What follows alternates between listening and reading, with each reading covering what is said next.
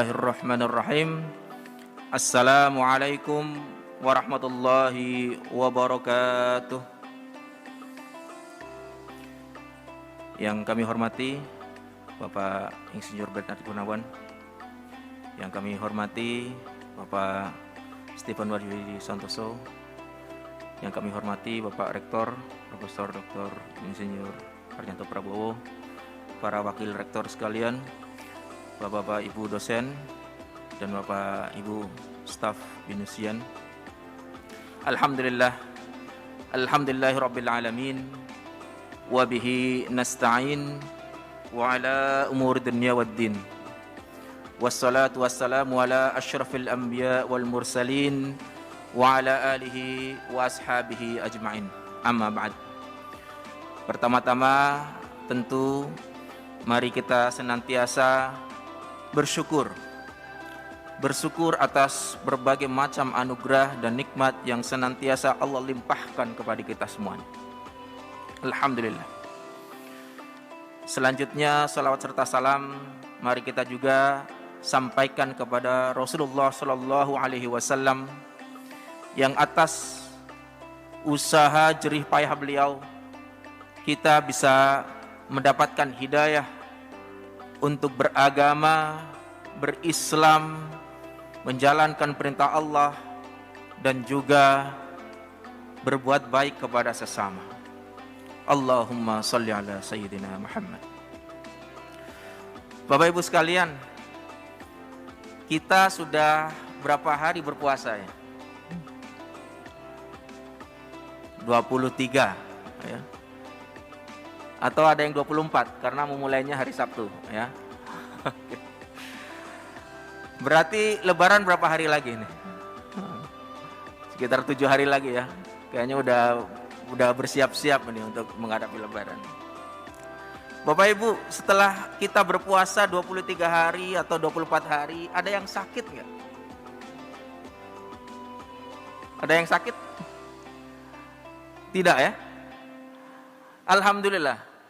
Walaupun kita berpuasa, tidak makan, tidak minum dalam durasi waktu yang lumayan panjang, tapi kita tidak sakit.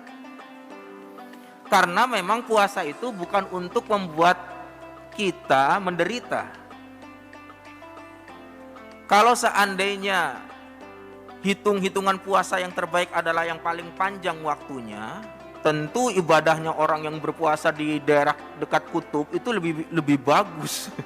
Karena puasanya lebih panjang.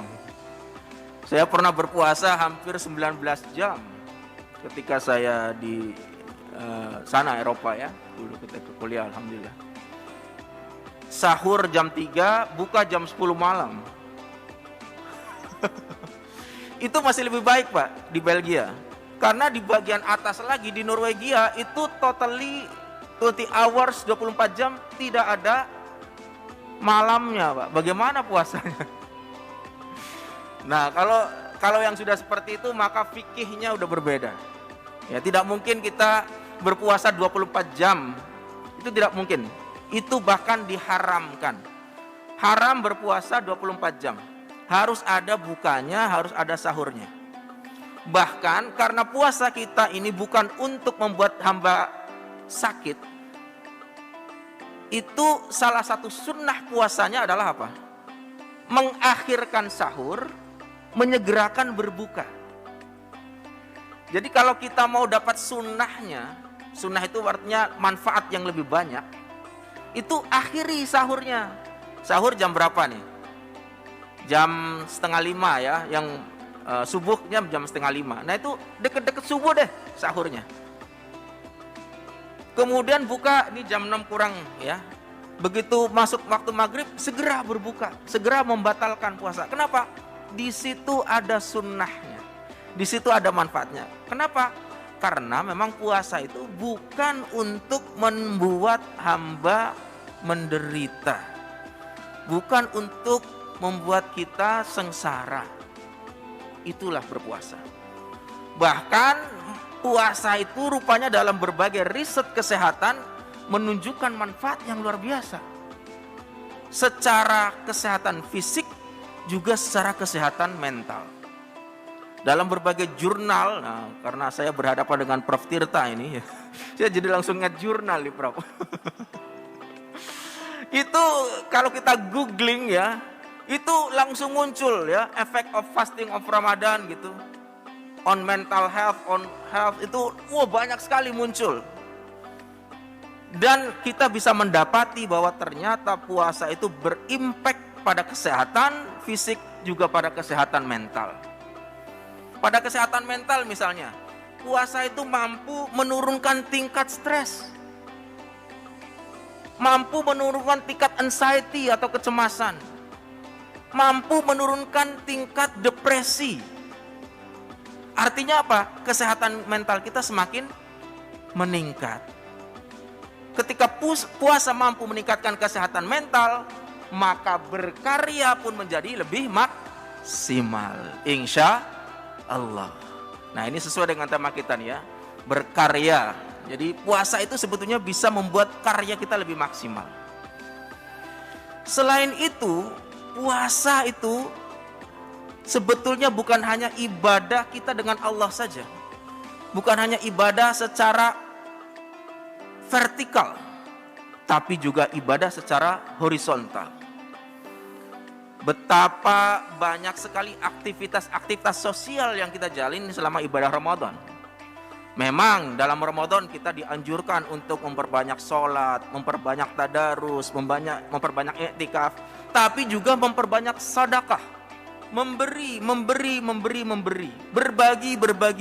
berbagi.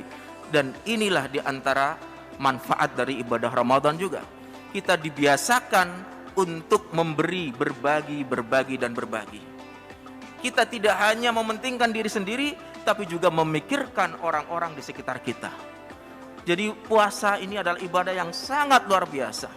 Dan sebetulnya kalau kita kaji dalam kajian-kajian agama, ternyata puasa ini diperintahkan pada semua agama. Di dalam berbagai agama kita akan dapati ada perintah tentang puasa. Hanya syariatnya berbeda-beda. Inilah memang puasa itu adalah ibadah yang sangat luar biasa.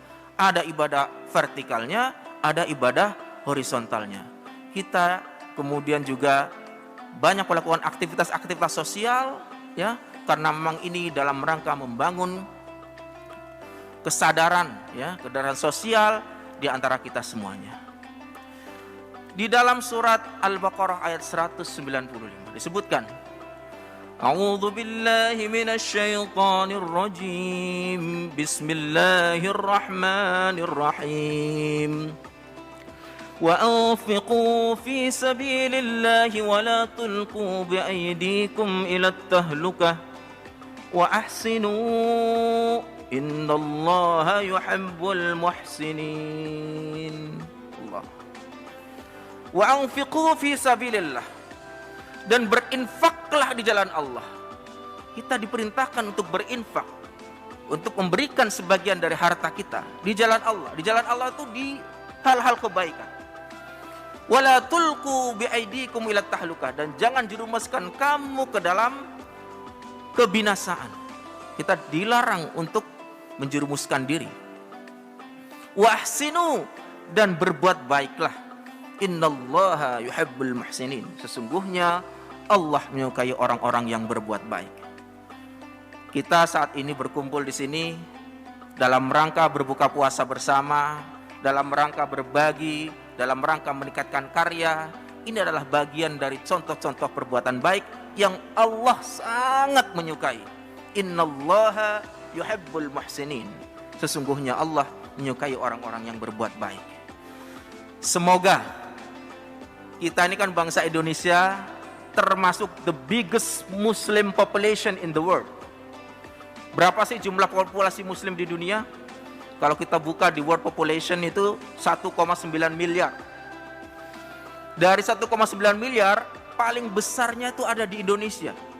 231 juta. Penduduk Indonesia sekitar 270 juta. Karena saya ingat pernah menyanyikan lagu itu ya Pak ya.